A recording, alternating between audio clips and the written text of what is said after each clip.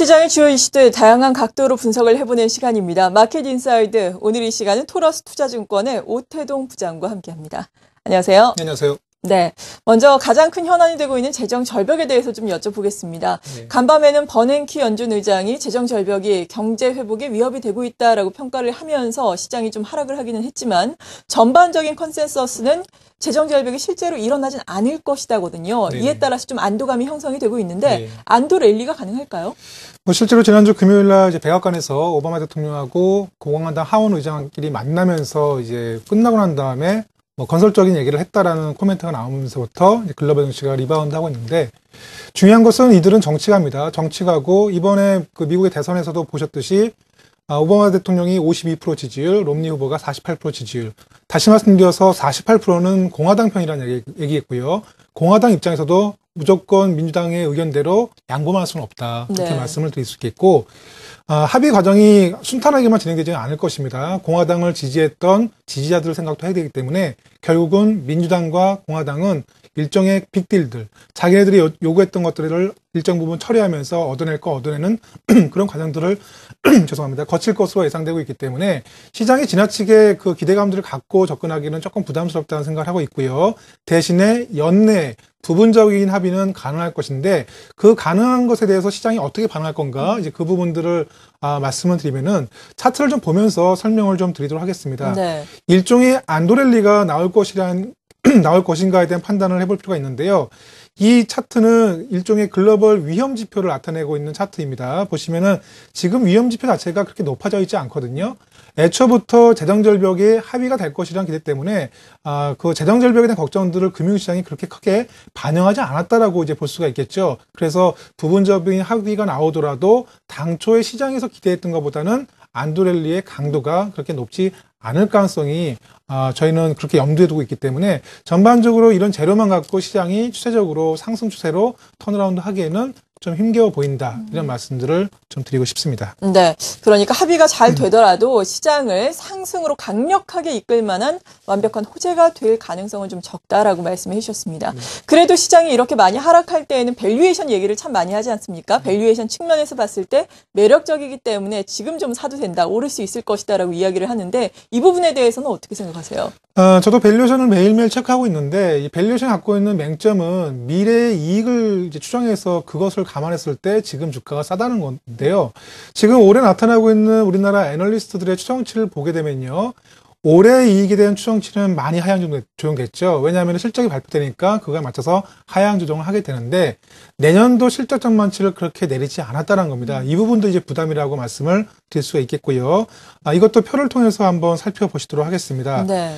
올해 코스피에 포함되어 있는 292개 기업을 대상으로 조사를 해보면요, 올해 영업이익 133조 원 예상되고 있고 내년도 160조 원. 그래서 영업이익의 증가율을 20%로 예상하고 있습니다. 그리고 당기순이익은 118조 원 기록하면서 내년도 118조 원 기록하면서 순이익의 증가율이 20% 정도 예상이 되고 있습니다. 과연 내년도 성장률 자체가 그렇게 높지 않은데 20%의 성장이 가능하겠는가, 이런 부분에 대해서 의심을 할 수밖에 없는 상황들이고, 내년도 이익을 감안한 한국 증시의 PER 1900포인트에서 8.9배 정도 되거든요. 8.9배도 그렇게 낮은 숫자는 아닙니다. 그런데 내년도 이익 전망치를 예를 들어서 5%만 하향 조정하게 되면은 PER이 9.5배가 되고요. 10% 하향 조정하게 되면 PER이 10배가 된다는 얘기입니다. 결국은 글로벌 경기 모멘텀 자체가 바닥을 통과하는 신호가 나오기 전까지는 이 이익에 대한 추정치에 대해서 시장이 그렇게 신뢰를 하지 않고 있기 때문에 않을 가능성이 높다고 보고 있고요.